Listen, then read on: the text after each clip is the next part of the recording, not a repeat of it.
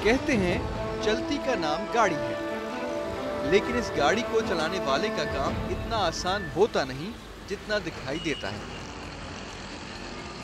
बज़ाहिर तो आराम से बैठे बैठे एक जगह से दूसरी जगह मुंतकिल होते रहने वाले ड्राइवर हजरात के पेशे में कोई गहरी पेचीदगियां नजर नहीं आती, लेकिन इनके साथ वक्त गुजारने और इनसे इनके मामलात का अहवाल जानने के बाद ये ख्याल यकसर तब्दील हो जाता है।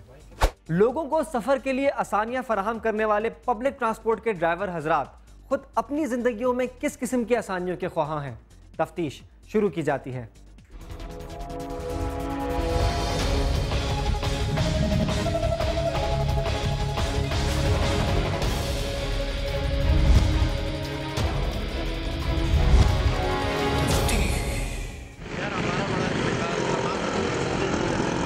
खुलूस दिल के साथ मुसाफिरों को सवारियां फराहम करना एक नेक पेशा तस्वुर किया जाता है। हमारे माशरे में जहां सवारियों की कई अक़साम मौजूद हैं, वहीं इनमें नापैद होने वाली एक किस्म टैक्सी भी है। ट्रैफिक पुलिस के एहलकार किसी भी गाड़ी को हाथ दिखाकर रोक लेते हैं, लेकिन टैक्सी एक ऐसी सवारी है जिसे रास्ते में कोई भी हाथ दिखाकर रोक सकता है। अपनी मंजिल तक पहुंचने के लिए लोगों की एक बड़ी तादाद को ऐसी सवारियों की जरूरत रहती है।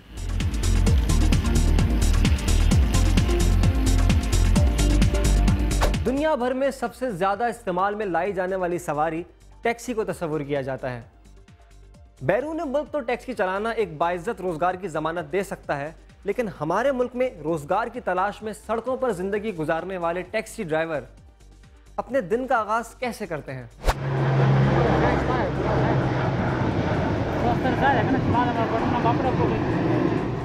मोहम्मद अमीन एक टैक्सी ड्राइवर है। दिन भर काम के दौरान मौका मिलने पर अक्सर होटल पर रुक जाता है। दुनिया जहान के मामलात, सिस्टम से शिकायत, बाहमी इख्तिलाफात सब यही बैठक पर ज़ेरे बहस लाए जाते हैं।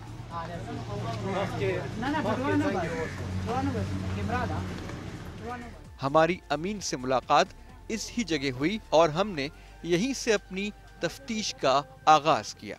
कभी कराची जैसे शहर में भी जरूरत पड़ने पर सबसे पहली तरजीह टैक्सी को दी जाती थी। फिर ऐसा क्या हुआ कि आज सड़कों पर सबसे कम तादाद में ये टैक्सी ही पाई जाती हैं?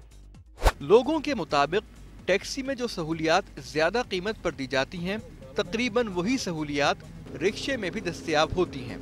मसलन एक वक्त में एक ही सवारी को इनकी मर्जी की जगह से सवार कराते हैं और एक मखसूस रास्ते के बजाय किसी भी रास्ते से मंजिल तक बसों के मुकाबले में निस्बतन जल्दी पहुंचा देते हैं।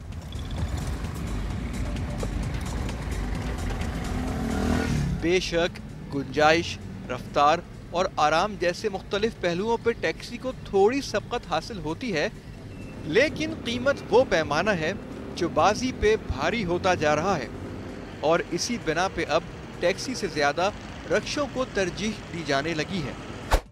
बढ़ती हुई महंगाई के शिकवे तो पाकिस्तान में बसता हर शख्स करता दिखाई देता है, लेकिन टैक्सी चलाने वाले अफराद अपने मुकाबले पर चलने वाले निस्बतन सस्ते CNG रिक्शों से भी शिकवे करते दिखाई देते हैं। क्या रिक्शा चलाने वालों की जिंदगियां भी टैक्सी चलाने वालों की जिंदगियों से मुशाबहत रखती हैं?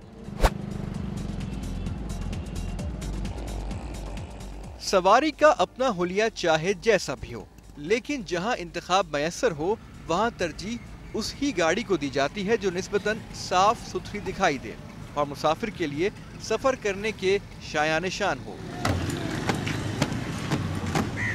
इस ही वजह के पेश नजर टैक्सी चलाने वाले अफराद मौका मिलते ही गाड़ी की सफाई सुथराई शुरू कर देते हैं।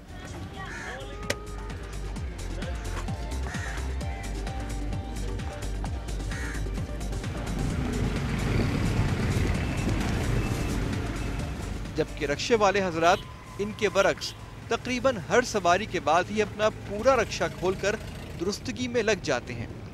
रक्शे में रखा सामान हो या इंजन के अंदर कचरा, इसके बाहर की जाहिरी गड मिट्टी से लेकर सब कुछ तकरीबन हर माहिर रक्शे वाला बखूबी जानता है। इमरान अहमद पिछले कई बरसों से रक्षा चला रहा है। सड़कों पर रक्षा चलाते वक्त पूरे खानदान की जिम्मेदारी भी उसके कांधों पे साथ साथ सफर कर रही होती है।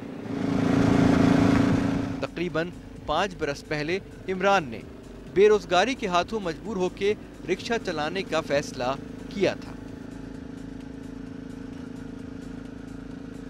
वालिद साहब के दोस्त थे, उन्होंने कोई मेहरबानी करी, दिला के दिया हमारे को उधार पैसों के ऊपर ना 50,000 उन लोगों ने दिया था हमारे को, तो बगैर हम लोग किस्तें वगैरह दी हैं। अभी भी इस रिक्शे का हमारे को ना लाख रुपए देना।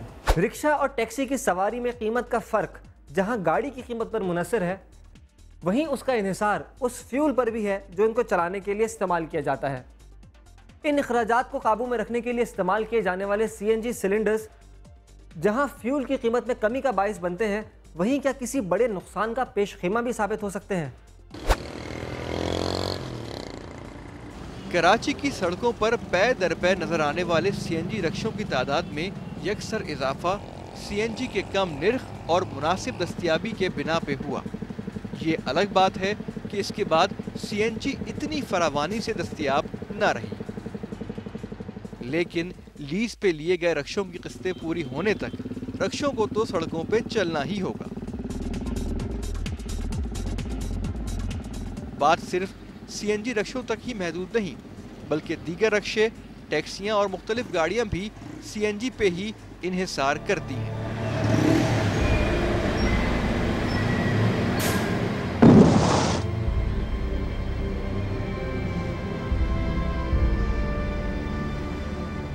साल ब साल हम लोग चेक कराते सिलेंडर अपना, अगर इसकी होती है टाइमिंग, अगर ये अपनी टाइमिंग से आवर जा रहे हैं हम लोग सिलेंडर चेंज करा देते हैं। अगर इसकी अभी टाइमिंग पड़ी हुई है तो हम इसको चलाते हैं। जिसको अगर नहीं पता है तो ये साफ ज़ाहिर बात है, अपनी म्याद से जब गुजरेगा, सिलेंडर कमज़ोर होगा, CNG भराएंगे तो धमाका ही होगा। ये अपने दिमाग के ऊपर होता है सर, चेक कराने के ऊपर होता है। बंदा जाए 200-300 रुपये लगते हैं, चेक करा के आ जाए। चेक फिर अपना चेक करा बंदे को तसल्ली भी होती है, 15-20 हज़ार से बचता भी है बंदा। इमरान तो रिक्शे में मौजूद इस खतरे से वाकिफ मालूम होता है, लेकिन क्या दीगर रिक्शे वाले भी गैस सिलेंडर से जुड़े खदशात से आगाह हैं, और क्या वो इनके लिए बर वक्त जरूरी इंतजामात करते भी हैं या नहीं। सर ये सिलेंडर है ना, जब से रिक्शा आया है तब से लगा हुआ है। 5 साल हो गए ना इसको चेक करवाया है, ना इसको सर उसका नाम क्या है कि पता हो। अनपढ़ आदमी है, हमें क्या पता कि क्या है क्या नहीं। और ये कि कोई गाइड करने वाला भी नहीं है। पेट्रोल पंपों पे बोर्ड लगे होते हैं, लेकिन वो खुद भरने से पहले भी गाइड नहीं करते। हालांकि उनको चाहिए रिक्शा रुके तो उससे पूछे, बाबा आप इसका वो चेकअप वाला सर्टिफिकेट है, कराया है, चेंज है, कब से लगा हुआ है। तो असूली तौर पे तो 3 साल 5 साल के ऊपर उस सिलेंडर में गैस ही नहीं भरनी चाहिए। ड्राइवर को ये तहफ़्फ़ुज़ फराहम करे कि पेट्रोल पंपों पे आगाही होनी चाहिए। सबसे बड़ी यानी मतलब वर्कशॉप पेट्रोल पंप है। जब मैं CNG भराने जाऊंगा और वो मुझसे पूछेगा भाई कितना अरसा हो गया, अगर मैं उसको 5 साल से ऊपर की डेट बताऊंगा तो उसको चाहिए CNG नहीं भरे, तो मेरे ख्याल से मामला सही हो जाएंगे। उन्होंने CNG भरनी होती है, उसके बाद क्या होता है क्या नहीं होता वो बुरे वक्त का किसी को पता नहीं होता। बाइक वालों से परेशान, बड़ी गाड़ियों से खौफजदा छोटी गाड़ियों के ड्राइवर रोजाना अपनी गाड़ियों में बमनुमा सिलेंडर रखे रोजगार की तलाश में निकलते हैं। लेकिन इन बस वालों का क्या अहवाल है जो एक वक्त में 3-4 नहीं बल्कि 30-40 अफराद को अपनी मंजिल तक पहुंचाने के लिए कोशा रहते हैं।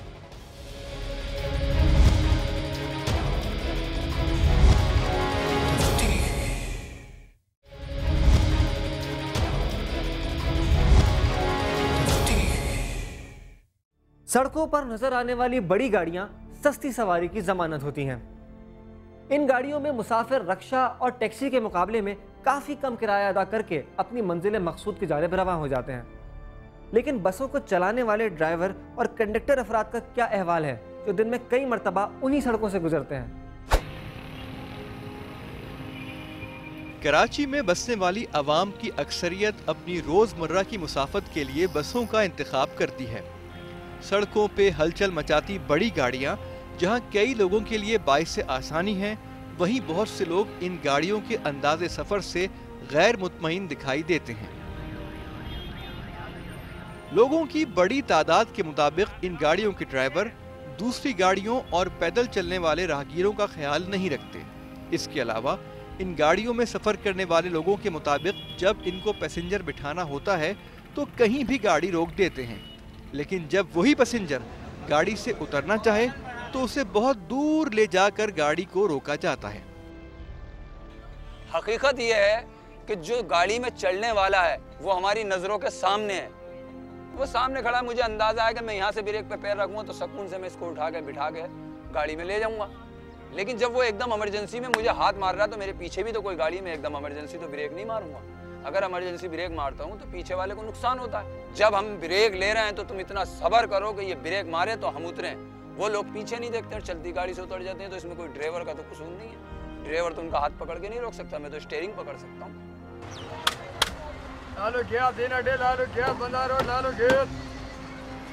बस ड्राइवर हो या कंडक्टर, मुसाफिरों को जहां इनसे शिकायत हैं, वहीं इनके पास मुसाफिरों और दीगर लोगों के लिए भी शिकायत के पलिंदे मौजूद हैं। बस ड्राइवर तो मैं हूँ, 92 से गाड़ी चला रहा हूँ। उससे पहले भी मैंने 12-13 साल कंडक्टरी भी की, मतलब ये कंडक्टरी करके ड्राइवर बना। और जाहिर है बुढ़ापा आ गया, इसीलिए इनके ऊपर ऐसे ज़िंदगी यहाँ इस पे W11 पे गुजारी है। दिहाड़ी तो मिलती नहीं है, कभी कभार मिलती है। हफ्ते में अगर 2-3 दिन मिल जाती है। अगर घर में 4 अफराद हैं, 2 बच्चे हैं।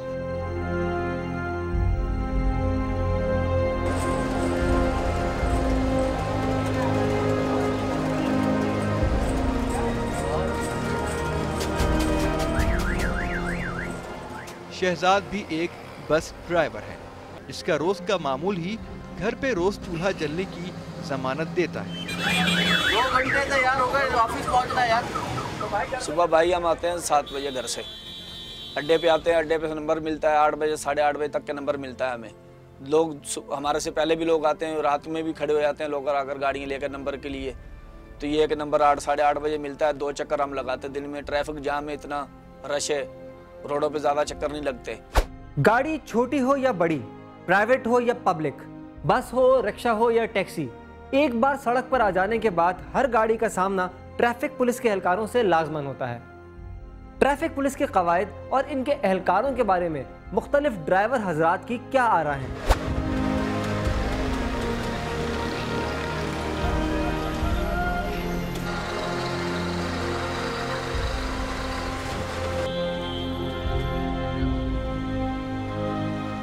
सड़कों पे मौजूद ट्रैफिक पुलिस के एहलकार जहां ट्रैफिक की आमदोरफ्त में तवाज़ुन कायम रखने के जिम्मेदार होते हैं, वहीं लोगों की आमदोरफ्त के जिम्मेदार ड्राइवर हजरात इनको देखकर रास्ता बदल लेना ही अपने हक में बेहतर समझते हैं।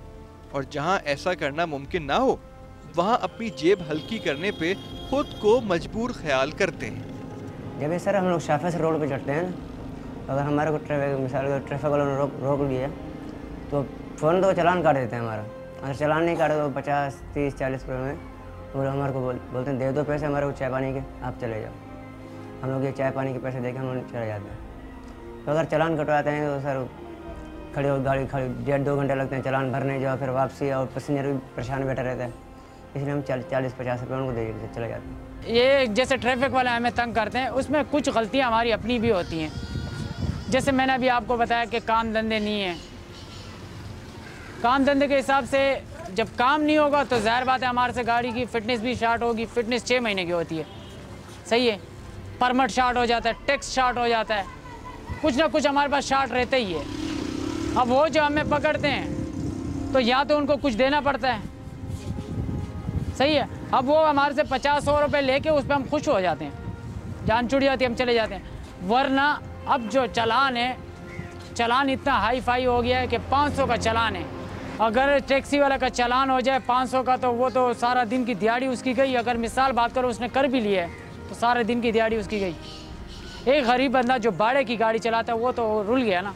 बस ट्रैफिक वाले हैं जो कभी जायज़ रोक लेते हैं, कभी नाजायज़ रोक लेते हैं। रिक्शा और टैक्सी चलाने वाले अफराद जहां ट्रैफिक पुलिस के एहलकारों के हाथों बेजा चालान होने से परेशान रहते हैं, वहीं ऐसे लोग भी मौजूद हैं जो चालान न किए जाने पर ट्रैफिक एहलकारों को सड़क पे होने वाले हादसात का जिम्मेदार भी करार देते हैं। हमें पुलिस से कोई शिकायत नहीं है, ना हमें ट्रैफिक वाले से। हमारा कहने का मकसद ये है कि अगर इन लोगों के लाइसेंस चेक किए जाएं तो ये हादसे नहीं होंगे। ये हादसे नहीं होंगे जब ये मेन रोडों पे नहीं आएंगे, अनाड़ी लोग गाड़ी चलाने वाले, तो हादसे कैसे होंगे? गाड़ी तो बात करती है, ड्राइवर तो वही कहलाने का हक रखता है जो गाड़ी की जबान को समझता है। गाड़ी बात करती है, अपना फॉल्ट जाहिर करती है, और ड्राइवर को ये पता होता है कि गाड़ी क्या कह रही है इस वक्त। पाकिस्तान में फिलहाल गाड़ी चलाने में जहां बहुत सारी दुश्वारियां पाई जाती हैं, वहीं सफ़े अव्वल का एक मसला सीएनजी का भी है, जिसकी फराहमी आए दिन बंद रहती है। ऐसे दिनों का सामना मुख्तलिफ गाड़ियां चलाने वाले अफराद कैसे करते हैं? सीएनजी आए दिन तो बंद होती है, तो लोग भी बेचारे परेशान हो गए, तो हम उनसे ज़्यादा परेशान हो गए। वो कोई सीढ़ी पे लटक रहा है, कोई कहाँ लटक रहा है, गाड़ियाँ देर से आती हैं, सीएनजी मिलती नहीं, कहीं पे प्रेशर नहीं होता है, किसी में देते नहीं है, किसी में कुछ होता है। लिहाजा इसलिए कि पैसेंजर भी फिर शोर शराबा करते हैं, गाड़ी देर से आती है तो चलाओ भाई, कभी कुछ करो भाई। इसकी वजह से हम कन्फ्यूज से हो जाते हैं, फिर इनफिट हो जाते हैं, गाड़ी समझ में नहीं आती हमारे, फिर हादसे होते हैं क्योंकि लोग परेशान करते हैं, चलाओ फलाना करो, धमाका करो, शोर शराबे करते हैं, बड़े मसले मसाइल होते हैं सीएनजी बंद की वजह से। जब सीएनजी बंद होता है हम सुबह 7 बजे घर से निकलते हैं लाइन में लगने के लिए। हम लोग 12 बजे तक लाइन में लग लेते हैं। 12 बजे तक लाइन में कम से कम हमारा 300-400 रुपये का नुकसान पे, 200-250 रुपये के लिए हम लोग 300-400 का नुकसान करते हैं और अपना टाइम भी ज़्यादा करते हैं। घर वालों को भी लेके जाना होता है काम पे इधर उधर, तो इसमें सारे सीएनजी का बहुत मसला आ रहा है। साहब जिस दिन सीएनजी बंद होती है उस दिन रात भर लाइन में लग के सीएनजी भरवानी पड़ती है। फिर जिस दिन खुली होती है उस दिन भी लाइन में खड़ा होना पड़ता है। तो समझ ले जो 2 टाइम होते हैं उस टाइम घर से गैर हाजिरी होती है। बच्चे भी परेशान होते हैं कि बंदा लाइन में खड़ा हुआ है, और 2-3 बार तो हम लुट चुके हैं। गाड़ी लाइन में सीएनजी खड़ी हुई है, मोबाइल भी गया, पैसे भी गए, भाड़ा भी गया। तो सीएनजी वालों को फिर मिन्नत करके हाथ जोड़ के सीएनजी भरवानी पड़ जाती है। सीएनजी से जो एवरेज है वो तकरीबन जैसे पेट्रोल पे हमारे को 12 किलोमीटर गाड़ी दे रही है ना, सीएनजी पे हमारे को 20 से 22 किलोमीटर देती है। कितने किलोमीटर का फ़र्क आया? दूसरी बात, सीएनजी सस्ती भी है। पेट्रोल इस टाइम 100 से ऊपर का जा रहा है, पेट्रोल 100 से ऊपर का जा रहा है। सीएनजी तकरीबन 66 रुपये इस तरह चल रही है। तो इस चीज़ में हमारे को काफ़ी, अगर पेट्रोल के हिसाब से हम चलें तो मैं बोलता हूँ कोई भी इस तरह टैक्सी वाला नहीं है कि टैक्सी चला ले। सीएनजी की बंदिश के दिनों में अवाम के मुताबिक तमाम मुसाफिर गाड़ियों के किराए बढ़ा दिए जाते हैं। कुछ ड्राइवर किराया बढ़ाने की वजह गाड़ी को पेट्रोल पे चलाना बताते हैं, जबकि दीगर ड्राइवर इस शिकायत को सिरे से ही रद्द कर देते हैं। जिस दिन सीएनजी बंद होती है लोगों को शिकायत है ड्राइवर कनेक्टर हज़रात से भी, ये हमारे से ज़्यादा चार्ज करते हैं, पैसे ज़्यादा लेते हैं। मगर ऐसा कोई सिस्टम नहीं है, हम लोग जो किराया है वही लेते हैं, ना कोई ज़्यादा देता है ना कोई ज़्यादा ले सकता है। जो होता है सिर्फ वही किराया लेते हैं, इससे ऊपर नहीं, ना कोई देता है ना कोई ले सकता है। शहर कराची की सड़कें भी कभी रोशनियों से जगमगाया करती थीं। बिगड़ते हुए हालात के बायस इस शहर की रौनकें भी बुरी तरह मुतासर हुई हैं। बुरे हालात और आए दिन होने वाली हड़तालों में रोज़ाना की बुनियाद पर रोज़गार कमाने वाले ड्राइवर हजरात अपना रोज़गार कैसे मुमकिन बनाते हैं? हड़ताल के दरमियान बस कोशिश ये होती है, जो बंदा कुछ ना कुछ गाड़ी के बारे में जानता है तो वो यही करता है कि गाड़ी की सीटें बाहर निकाल के रख देता है, गाड़ी के सीट कवर चेंज करता है। क्योंकि आम दिन तो वो कोशिश यही होती है, गाड़ी गंदी हो चाहे जैसे भी हो, कोशिश यही होती है क्या दिहाड़ी ना टूटे बस। जब ऐसा सीन आता है कि एक हड़ताल हो गई, हालात ख़राब हो गए, तो वो दिन फिर वो बेचारा वो काम करता है। मतलब बच्चों के साथ वो खुश रह के बैठ नहीं सकता कि यार आज सुकून का दिन है, सुकून करे, ऐसी कोई बात नहीं है। टैक्सी वाले के लिए तो कोई सुकून का दिन ही नहीं है। सर जिस दिन हड़ताल होती है उस दिन समझ लें कि बस हुकूमत को भी कोसना पड़ता है और अपने आप को भी कोसना पड़ता है कि हड़ताल में गरीब आदमी के लिए होटल बंद हो जाते हैं, तंदूर बंद हो जाता है, बंदा छोले भी नहीं ले सकता। उसके बावजूद सुबह नाश्ता नहीं होता, दूध मिलेगा तो हड़ताल वाले दिन चाय बनेगी। बच्चे भी ऐसे, फिर क्या बोले बंदा, किसका गिला करे, हुकूमत का करे, अपना गिला करे, गुर्बत का गिला करे, क्या करे सर। हड़ताल वाले दिन ये होता है कि अगर मैं रोडें बंद कर देते हैं तो सवारी तो होती है, लेकिन हम लोग जाते नहीं डर के मारे कहीं, क्योंकि अल्लाह ना करे गाड़ी जला दें या शीशे तोड़ दें, कुछ हमारे को मार दें, गोली वगैरह कुछ होता है। हम इसी डर के मारे हम जाते ही नहीं कहीं। आके अपनी गाड़ी घर पे खड़ी कर देते हैं। अपना बचाव भी करना है, हमारे छोटे छोटे बच्चे हैं सर। कुछ लोग तो ऐसी सूरत हाल में अपनी इस दिन होने वाली कमाई को कुर्बान कर देना ही बेहतर ख्याल करते हैं। इसके अलावा इसकी एक बड़ी वजह यह भी है कि ये गाड़ी खालिसतन उनकी ज़ाती मिल्कियत है और उनको इसका किराया नहीं देना पड़ेगा। लेकिन जिन गाड़ियों की मंजिलों का इख्तियार उन्हें चलाने वालों का नहीं होता, उनको ऐसी सूरत हाल में मुख्तलिफ तजुर्बात का सामना करना पड़ सकता है। स्टैक हो जाती है तो मालिक का फ़ोन करते हैं, भाई गाड़ी खड़ी कर दो, कुछ बोलते गाड़ी ले आओ, कुछ भी जिस भी तरीके से ले आओ। हम गाड़ी लाते हैं, बड़ी मुश्किल मिसाइल से लोग मिलते हैं रास्ते में, बड़े परेशानी का आलम होता है, कोई मारपीट भी करता है, गाड़ी को तोड़ता है, गाड़ी को आग भी लगा देते हैं, अक्सर ही होता है। दुनिया देखती है, इस तरीके से ही पेश आते हैं लोग, शीशे तोड़ देते हैं, लाखों रुपए का 1 मिनट में नुकसान करके हाथ में दे देते हैं। चीखते चलाते बहुत हैं, लेकिन हमारी कोई सुनता ही नहीं है। पुलिस वाले खड़े होते हैं, रेंजर्स वाले खड़े होते हैं, सबको हम लोग बोलते हैं, लेकिन हमारी कोई बात ही नहीं सुनते। फिर घर हम लोग अपने घर पे आते हैं, अम्मी अब्बू को बोलते हैं, पैसे जमा करते हैं, किसी उधार लिया, किसी कुछ लिया, जाते हैं डंटर के पास, गाड़ी खड़ी करते हैं, बनवाते हैं, 30-40 हज़ार रुपये हमारे ऊपर लग जाते हैं।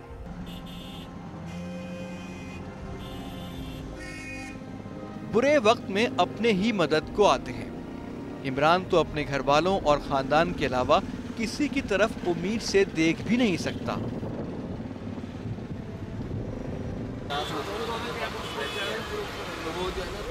लेकिन बड़ी गाड़ियों के तो और भी जिम्मेदार होते हैं। इन गाड़ियों को चलाने वालों के साथ होने वाले किसी हादसे की सूरत में उनकी मदद को कौन आता है? गाड़ी एक्सीडेंट हो जाती ज़्यादा और मेजर एक्सीडेंट हो जाता है तो फिर मालिक अपनी गाड़ी छुड़ा के ले आता है। हम लोग ज़मानत के लिए तरसते रहते हैं। फिर ये है कि कोई रिश्तेदार कोई अच्छा कोई पढ़ा लिखा है, जहाँ उनके पास थोड़ा सा पैसा है तो वो ज़मानत हमारी करा लेता है, नहीं तो 8-10 साल जेल काट के आते हैं भाई। फिर इसीलिए कि मालिक अपनी गाड़ी छुड़ा के ले आता है, ड्राइवर जेलों में सड़ते हैं, उनके लिए क्या उनका इंसानी हक नहीं है? उनके लिए कोई सपोर्ट क्यों नहीं है? कोई भी सपोर्ट नहीं है। वो जेल में सड़ रहे हैं, उनके बच्चे भीख मांगे, वो इंसान नहीं है? या वो मुहब्बे वतन पाकिस्तानी नहीं है? क्या उनका ये हक नहीं है कि उनको सपोर्ट करे मालकान? 15 लाख की गाड़ी दे सकता है मालिक, चलाओ, लेकिन एक ड्राइवर को 50,000 की या लाख की जमानत हो, वो नहीं कराता। वो ड्राइवर जेल में सड़ रहा है। क्या ड्राइवर के मासूम बच्चे नहीं होते? क्या उसकी बहनें नहीं है या उसके भाई नहीं है? क्यों नहीं ले आते? क्यों नहीं छुड़ाते ड्राइवर कंडक्टर को?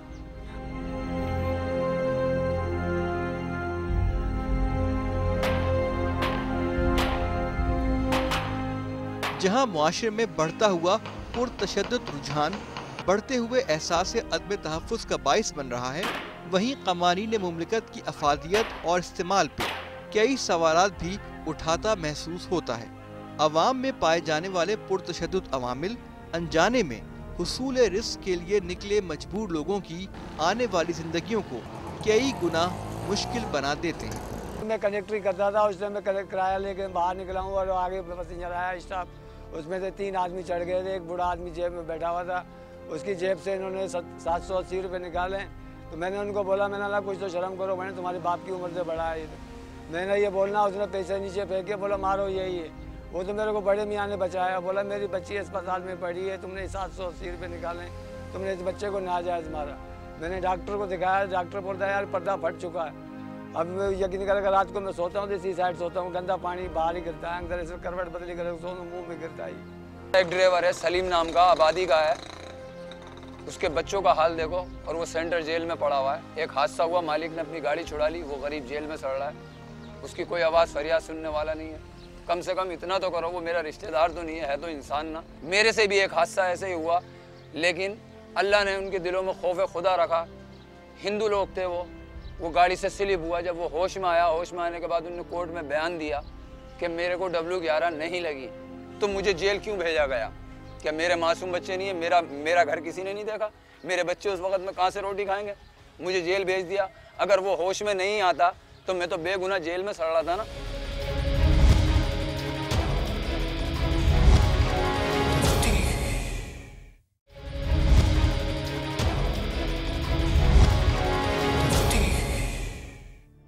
इखराजात में मुसलसल इजाफा और आमदनी में मुसलसल कमी तकरीबन हर फर्द का मसला है। ऐसे में रोज़ाना की बुनियाद पर सड़कों पर मुसाफिरों की सूरत में अपना रोज़गार तलाश करने वाले ड्राइवर हजरात अपना गुजर बसर कैसे मुमकिन बनाते हैं।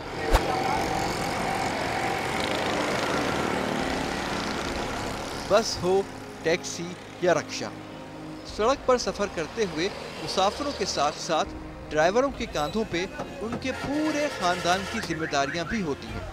सड़कों पे इनकी गाड़ियों का चलता रहना ही उनके घरों में चूल्हे जलने की वाहिद जमानत है। लेकिन मौजूदा दौर में बढ़ते हुए अखराजात काबू में रखने के लिए उन्हें क्या करना पड़ता है? घर पे 16-17 अफराद हैं। घर का आटा माटा ये राशन वगैरह आपको पता है, अगर कम से कम 1000 रुपये घर का खर्चा ही है, 5000 रुपये या 4000 रुपये मकान का किराया है। कम से कम दिन में हमारे को 1000 रुपये रिस्क खाता है हमारे से। CNG भराते हैं, उसमें ऑयल चेंज होता है, पानी वगैरह जो टायर पंचर हो जाते हैं, कम से कम हमारे इसमें 1000 रुपये का खर्चा डेली का लगता है। भाई ये तो एक चाइना की चीज़ है, ये चलता है, काम निकलता है, रोज़ काम निकलता है। एक तो मैकेनिक इस पाकिस्तान में ऐसे नहीं है कि जो इसको सही तरीके से समझें, और इलेक्ट्रिक प्रॉब्लम बहुत होती हैं इसमें। मतलब ये कि बस चलती का नाम गाड़ी है, गुजारा है सर। ये घर किराए पर है, हम लोग इसका 5000 रुपये महीना किराया देते हैं, 700 रुपये बिजली का बिल है। लाइन का पानी आता नहीं है, कभी आता है तो कभी नहीं आता है। पानी के बहुत मुश्किल आते हैं इधर गैस भी नहीं है, लकड़ियाँ वगैरह जलाते हैं हम लोग। सुबह में बहुत तंगी होती है, अम्मी उठती हैं, आग वगैरह जलाती हैं, भाभी उठती हैं, खाना पकाती हैं, चाय वगैरह जैसे बहुत तंगी होती है सर हमारे घर। मेरा वालिद साहब है, ज़ईफ़ हैं, वालिदा है मेरी, सही है, मेरे अपने बच्चे हैं, हम कम से कम 7-8 अफराद हैं और अकेला कमाने वाला मैं हूँ।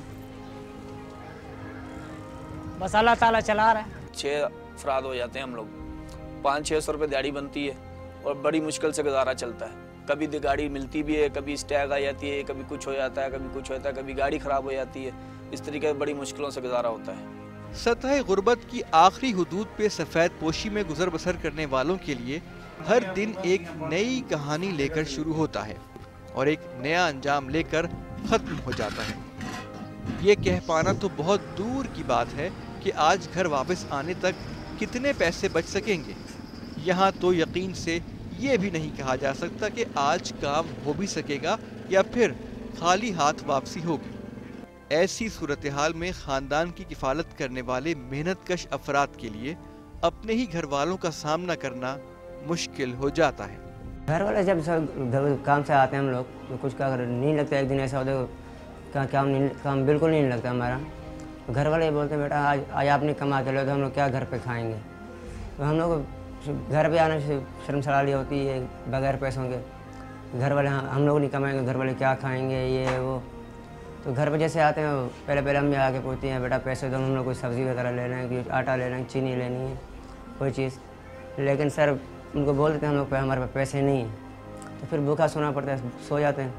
सुबह में उठते हैं किसी दुकानों से उधार वगैरह ले करके नाश्ता घर पे बनता है, फिर हम लोग को जाते हैं काम पे, शाम को फिर वापसी आते हैं, सौदे वगैरह लेते हैं, उनको पैसे वगैरह दुकान वालों को दे देते हैं हम लोग। जब भाई घर वालों के लिए फिर कुछ ना कुछ करना ही पड़ता है, दिहाड़ी नहीं लगी तो फिर मजदूरी पे चले जाते हैं, मजदूरी नहीं तो गाड़ी धो लेते हैं, रात में 30-40 रुपये एक रिक्शे का देते हैं। तो इस तरीके से फिर अपना घर का गुजारा करना पड़ता है। बच्चे 3 बच्चे हैं, उनको भी तो पालना है। बच्चे आम तौर पर अपने वालिदैन के नक्श कदम को ही अपनाते हैं। मखसूस पेशों से वाबस्ता अफराद अपने बच्चों को भी उन्हीं पेशों में नाम रोशन करने की तरगीब देते हैं। लेकिन क्या पब्लिक ट्रांसपोर्ट से वाबस्ता ड्राइवर हजरात भी अपने बच्चों के मुस्तकबिल के बारे में यही ख्यालात रखते हैं? कोशिश तो है, पढ़ा रहे हैं बच्चों को। अगर ऐसे तो गरीब आदमी आजकल तो तालीम मुश्किल है, वरना फिर रक्षे बोलेंगे आ जाओ, साथ आ जाओ। अभी बच्चे थे जो छोटे थे, अभी उनको पढ़वाने की बहुत कोशिश करी। अभी बड़ा मेरा लड़का 5 तक पढ़ा पर नहीं पहुंचा सका, मैं घर तक खर्चा ही नहीं चला सका। अभी मजबूरी थी, उसको मैंने कोई ये गैरेज पे छोड़ा हुआ। दूसरा ये है कि कुरान शरीफ का सिपारा पढ़ता है तो मदरसे में। तालीम और सेहत जैसी बुनियादी सहूलियात की फरहमी को यकीनी बनाना हुकूमत वक्त की जिम्मेदारियों में शुमार किया जाता है, लेकिन हमारे मुल्क में ऐसी किसी जिम्मेदारी को निभाना हुकूमत अपनी जिम्मेदारी नहीं समझती। मुनासिब तालीम अब कम आमदनी वाले अफराद के लिए एक ख्वाब बनकर रह गई है।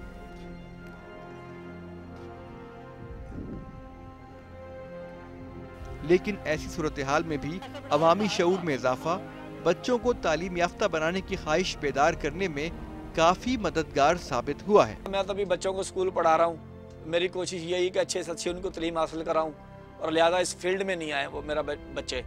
कुछ भी नहीं है, ना तो किसी से मफाद है, जो लोगों को हम सुबह से लेकर शाम तक आगे पीछे छोड़ के आते हैं, वापस नौकरियों से भी घर लाते हैं, उनसे हमें यही आखिर में लानत मिलती है और कुछ नहीं मिलता उनसे। यही वो बोलते हैं भाई चला ले, यूं कर ले, फलाना कर ले, धमाका कर ले। लिहाजा कि मैं चाहता हूँ कि मेरा बेटा ड्राइवर नहीं बने, किसी और महकमे में चला जाए, किसी में भी चला जाए, मगर ये इस फील्ड में नहीं आए। मैं ड्राइवरी बच्चों को कभी नहीं कराऊंगा, कभी भी नहीं कराऊंगा। जिसमें हमने देख लिया ना कि क्या ड्राइवर की क्या औकात है। एक टाइम होता था गांव देहात में भी, जो गांव देहात में अगर रिश्ता भी कोई मांगता था ना, कि बोलते थे कि यार फलाना बंदा है वो ड्राइवर है, तो हर बंदा बोलते है वो ड्राइवर है भाई, उसको दो रिश्ता। आजकल तो ड्राइवर की कोई इज्जत ही नहीं है, चाहे वो रिक्शे वाला हो, चाहे वो टैक्सी वाला हो, चाहे वो कार वाला हो, ड्राइवर की कोई इज्जत नहीं है इस टाइम। अपने हाल से परेशान ड्राइवर मुस्तकबिल के बारे में भी ज्यादा पुरुमीद दिखाई नहीं दी। न ही वो अपनी आने वाली नस्लों के लिए अपने पेशे को अपनाने के ख्वाह हैं और न ही इस पेशे से वाबस्ता अफराद के मुस्तकबिल से मुतमईन।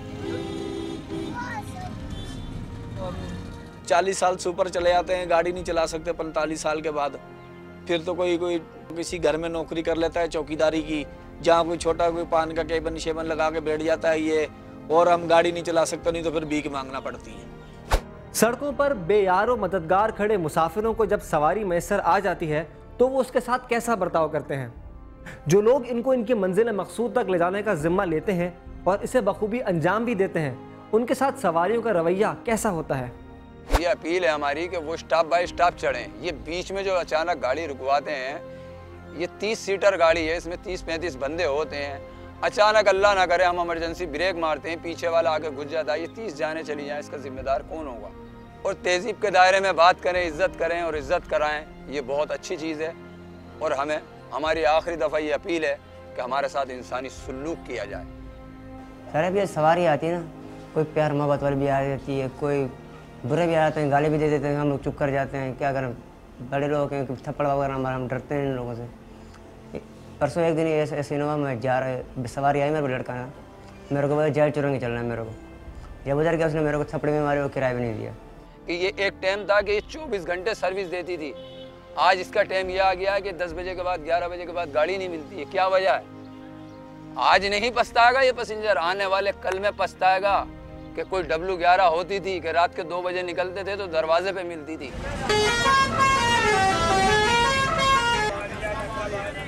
मुसाफिरों को उनकी मंजिल मकसूद तक बाहिफाजत पहुंचाना जहां एक हलाल रोजगार है, वहीं एक नेक पेशा भी। सड़कों पे सवारियों के मुंतज़िर अफराद जब इन सवारियों को इस्तेमाल करते हैं तो अक्सर ये भूल जाते हैं कि इस सहूलत की अदम मौजूदगी में उन्हें काफ़ी तकलीफ का सामना भी करना पड़ सकता था। यहाँ ज़रूरत इस अम्र की है कि हमें मंजिलों तक पहुँचाते हुए नेकी करने वाले ड्राइवर और इस पेशे से मुंसलिक दीगर अफराद के साथ भी नेक सलूक रवा रखा जाए। आम लोगों, मुसाफिरों, हुकूमती इदारों और दूसरे ड्राइवरों से शिकायत करते ड्राइवर हजरात हलाल रोजगार के हुसूल के लिए दिन रात सड़कों पर मुसाफिरों के मतलाशी रहते हैं। रोजमर्रा के बढ़ते हुए अखराजात जहां मुसाफिरों के लिए मुश्किलात का सबब बन रहे हैं, वहीं ड्राइवर हजरात की मुश्किलात में भी मुसलसल इजाफे का सबब बनते हुए नजर आ रहे हैं। हर मुश्किल के यकीनी हल तक तफ्तीश जारी रहेगी।